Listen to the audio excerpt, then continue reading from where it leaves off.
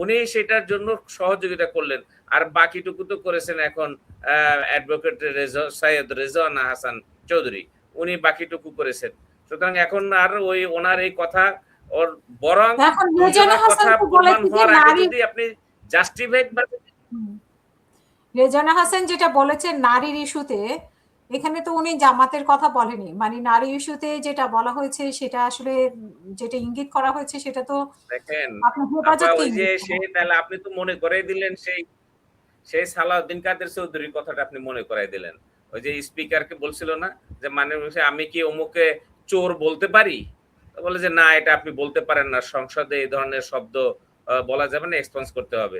যে তাহলে আমি শেখ সেলিমকে চোর বললাম না।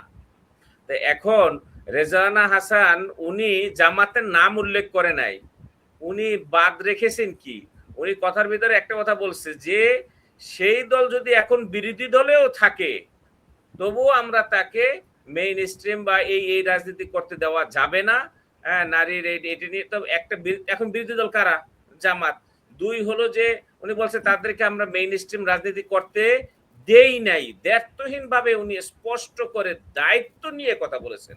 এবং আপা মনে রাখতে হবে রেজওয়ানা হাসান কিন্তু উনি জেনাতন একজন উপদেষ্টা ছিলেন না, উনি কিন্তু ওই যে আসিফ আসিফ মাহমুদ ভুইয়া সে যখন সরকার থেকে বেরিয়ে যাওয়ার পরে কিন্তু সরকারের মুখপাত্র ছিলেন কিন্তু এটা এই যে রেজওয়ানা, উনি কিন্তু সরকার মুখপাত্র ছিলেন। তার মানে একজন সরকারের মুখপাত্রের বক্তব্য মানে হলো ওই গভর্নমেন্টের বক্তব্য, এবং সে একজন প্রভাবশালী উপদেষ্টা হিসেবে এবং গভর্নমেন্টের একজন মুখপাত্র হিসেবে তার বক্তব্যটা উনি তখন দেখ আর এখন দেখ সেই বক্তব্য অবশ্যই গুরুত্ব বহন করে। এবং উনি আবার একটা স্টেটমেন্ট দিয়েছে দেখলাম, উনি সেখানে বলছে না আমি, ওনার এই স্টেটমেন্ট একেবারে দুর্বল এবং উনি যে কথা বলে ফেলেছেন সেটা ওনার পরবর্তীতে কারেকশন হয় নাই ওনার কথায়। সুতরাং এখন এটা একদম স্পষ্টভাবে করেছে। আমরা তো দেখেন আপা, মানে আমরা যাব কোথায়, মানে সাধারণ মানুষ আমরা যাব কোথায়? এই যে দীর্ঘ 4টা নির্বাচন হলো বিগত 15 বছরে, 4টা নির্বাচনে একটাও কোনো জাতের নির্বাচন হয় নাই। ত্রয়োদশ নির্বাচন, এর আগে 4টা নির্বাচন, আমরা ভাবছিলাম একটা ভালো নির্বাচন হবে। এবং এই ডাক্তার ইউনূস সাহেবের সাথে সাথে এই রেজওয়ানা হাসানও কিন্তু বহুবার বিভিন্ন বক্তব্যে মিডিয়ার সামনে বলেছেন যে আমরা এমন একটা সুন্দর নির্বাচন উপহার দিতে যাচ্ছি যেটা যুগ যুগ ধরে আগামী 100 বছর মানুষ মনে রাখবেন। হ্যাঁ, এভাবে এত সুন্দর একটা নির্বাচন হবে। তাহলে এই সেই নির্বাচন উনি ওনারা প্ল্যান করে রেখেছে যে যেখানে বাংলাদেশে দুটো দল এখানে নির্বাচন, একটা বিএনপি আর একটা জামাত নিয়ন্ত্রিত, কেউ না কেউ ক্ষমতা যাবে। তাহলে একটা দলকে মেইন স্ট্রিম রাজনীতি করতে দেওয়া হবে না, দ্যাটস মিন, অর্থাৎ একটা দলকে ক্ষমতায় আসতে দেওয়া হবে না। মেইন স্ট্রিম রাজনীতি না করে তো ক্ষমতা আসার কোনো সুযোগই নাই এরকম। এবং সেটা সে বাস্তবায়ন তারা করেছে এই মর্মে সে দ্ব্যর্থহীন ভাবে এবং নিজে একদম আত্মস্বীকৃতি হিসেবে উনি বক্তব্য পেশ করেছেন। এরপর আর কি বাকি থাকে? জামাতের লোকরা এটা বলছে যে ওনাকে গ্রেপ্তার করে জিজ্ঞাসাবাদ, আর জিজ্ঞাসাবাদ তো হয়েই গেছে, আর কি জিজ্ঞাসাবাদ করবে?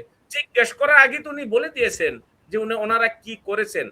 প্রশ্ন হলো এখন যে ওনার সাথে এই মেটিকুলাস নির্বাচনের টিমের সাথে কে কে ছিল, আরো সেই নামগুলো এখন প্রকাশ করা ওনার জরুরি।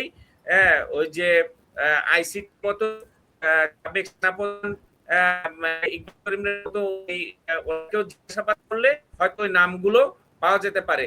এখন এই যে গুপ্ত গুপ্ত শব্দগুলো এতদিন শুনেছি, এখন তো দেখছি এরাই বড় গুপ্ত, এরাই তো ইন্টারিম গভর্নমেন্টের ভিতরে গুপ্ত হিসেবে রেজওয়ানা হাসান এবং ডক্টর খলিল।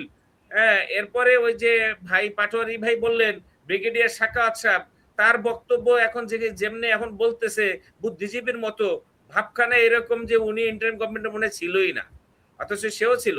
তো এরকম এই টিমে আরো আছে, তারা সবাই মিলে সম্মিলিত ভাবেই এই যে এনজিও কর্মী যারা ছিল সুন্দর করে একটা ইঞ্জিনিয়ারিং এর কাজ করেছে, ইঞ্জিনিয়ারের ভূমিকা নিয়ে। এটা আমাদের এখানে জামাতকে হারিয়ে দেওয়া হয়েছে, বিএনপিকে জিতিয়ে দেওয়া হয়েছে, এটা নিয়ে আমি বিচলিত না। আমি এটা নিয়ে আপনার বক্তব্য দিচ্ছি না, আমি জামাতের পক্ষে বলছি না, বিএনপি বিপক্ষে বলছি না। আমি বলছি যে 54 বছর পর এ জাতি একটা সত্যি ভালো নির্বাচন আশা করছিল। বাংলাদেশে গত 12টা নির্বাচনে একটাও প্রশ্নাতীত নির্বাচন ছিল না। এবার আশা করেছিল যে এদেশে একটা ভালো নির্বাচন হবে এবং সেই দায়িত্বটা ওনাদের মতো চেহারায় বেশভূষায় কিছু ভদ্রলোককে দিয়েছিল, এদের আস্থা রেখেছিল এদের উপর। কিন্তু এরা টোটালি সেই আস্থাটার সম্পূর্ণভাবে মানে কি বলে তারা চিট করেছে জনগণের সাথে, প্রতারণা করেছেন তারা, তারা শপথ ভঙ্গ করেছেন। তাদের ফাঁসি হওয়া উচিত আমি মনে করি, তাদের ফাঁসি হওয়া উচিত। তারা জাতির সাথে 18 কোটি মানুষের সাথে এভাবে তারা প্রতারণা করতে পারে না। তাহলে মানুষ যাবে কোথায় ভবিষ্যতে? এই যে আর তত্ত্বাবধায়ক সরকার দেখেন, এইবার এই যে গণভোট হলো, সংস্কারের ভিতরে তত্ত্বাবধায়ক সরকার আবার নিয়ে আসা হয়েছে, যেটা শেখ হাসিনা পঞ্চদশ সংশোধনী বাতিল করার মাধ্যমে সে তত্ত্বাবধায়ক বাতিল করে দিয়েছিল। তো আবার সেই তত্ত্বাবধায়ক ফিরে আনা হয়েছে। তাই ইন্টারিম গভর্নমেন্ট তো অন কাইন্ড অফ তত্ত্বাবধায়ক সরকারই ছিল। তাহলে তারাও সেই একটা মানে মানে সবার কাছে গ্রহণযোগ্য একটা নির্বাচন উনি উপহার দিয়ে যেতে পারলেন না। কে জিতলো কে হারলো বড় কথা না। আমি তো মনে করি এখানে 18 কোটি জনগণ হেরে গেছে আজকে। ওনার বক্তব্যের মাধ্যমে 18 কোটি জনগণ হেরে গেছে। এই দায়ভার ইন্টারিম গভর্নমেন্টকে নিতে হবে, ডক্টর ইউনূস সহ সমস্ত উপদেষ্টাদেরকে। ধন্যবাদ। অসংখ্য ধন্যবাদ।